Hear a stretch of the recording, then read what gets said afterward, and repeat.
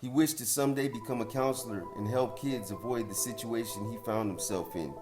Then came the part over which Mondo had agonized most. He'd had to get the wording just right.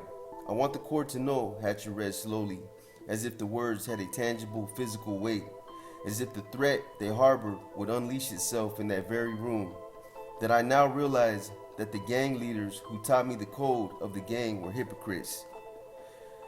The gallery froze. Hypocrites. The word was treason. It was bad enough he'd assaulted Suave and became a dropout, but this was far, far worse. He'd gone public against the NF, thrown out this act of disrespect for the newspapers and the whole world to repeat. He concluded simply, although the original cause had good intentions, greed, drugs, and money have warped it. Sincerely, Armando Frias. After a moment of reflection, Judge Duffy thanked Mondo for his statement. Then she wasted no time in announcing the sentence.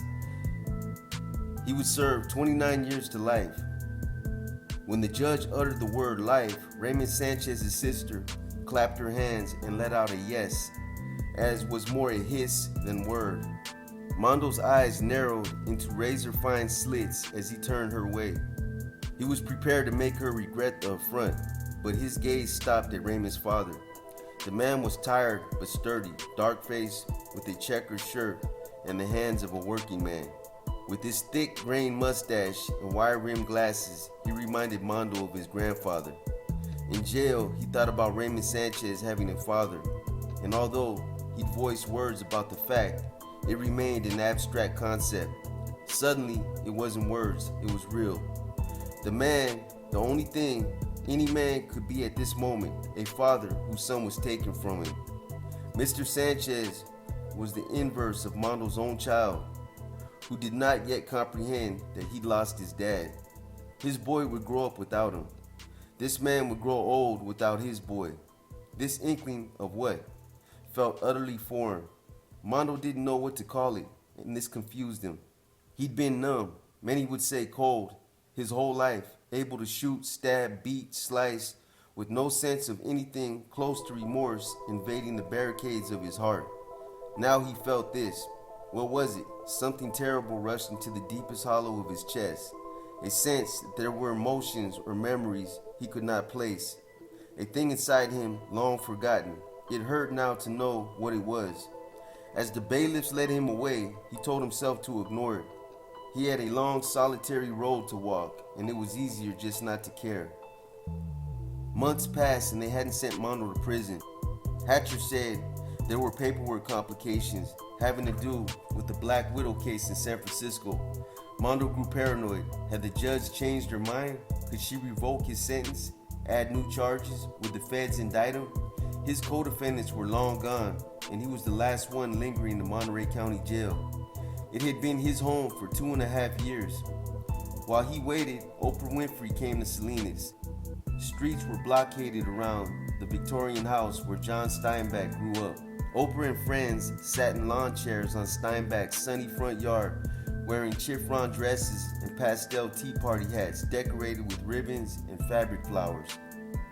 America's favorite TV hostess presented a Salinas from a hazy, sweet, bygone era, or maybe it was Salinas from no era at all, because Steinbeck himself certainly never saw his conflicted hometown in such a rosy light. In jail, Mondo was amused by the spectacle outside. The location was familiar to him. Oprah's tea party was held a block north of Caps, just around the corner from Raymond Sanchez's pad, and a couple hundred yards from the tortilla factory. The Steinbeck house was on the same street where criminal defense attorneys kept offices. You passed it whenever you were in trouble. Mondo laughed. Whatever the nation saw on television that day, it was not Salinas. Not his Salinas. Thanks to Oprah, it seemed every city cop was assigned a security duty in Old Town, with almost no one watching the assault. Oprah and her book club girlfriends chatted the day away with Steinbeck's son Thomas, who just published his first novel. Before sunset, the TV crews rolled out and cops and city officials thanked whatever gods they prayed to that the gangster knuckleheads didn't try anything stupid that day. Finally, a few days before Christmas, the deputies told Mondo He'd be on the Monday bus to prison.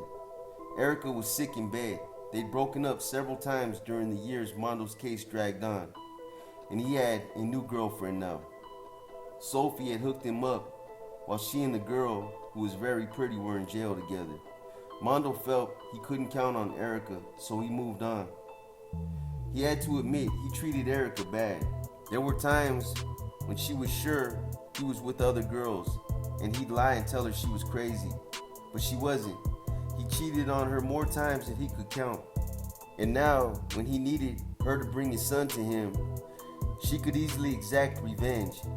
He couldn't blame her, yet he was desperate to see his son, and Erica too. He had this irrational fear that once he went to prison, everyone would forget him. Or maybe it wasn't so irrational. He'd seen it happen to cousins and uncles. He begged a friend to call Erica's cell phone and to ask her to please try to make it to the jail before his last visiting hour ended. Erica passed on the message that she couldn't. She was so sorry, but she was way too sick. He waited at the visitor's window anyway, alone in his thoughts. It was his last chance to see his baby boy for who knew how long. He couldn't call his child a baby anymore. The years had stretched his son longer and taller, and he was talking up a storm. A couple months earlier, the family threw a party for his third birthday, and Mondo's dad was there with the piñata and a lot of presents. And everybody told Mondo his boy was crazy about the Incredible Hulk. Mondo could only look at snapshots. Erica wrapped a blanket around herself and headed out the door with the toddler in her arms. The flu was going around all over town, and winter storm blustered.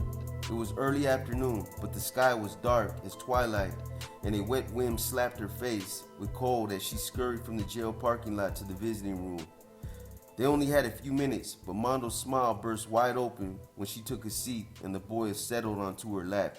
For more than 2 years, their visits had been behind glass, so they could not hug, could not kiss.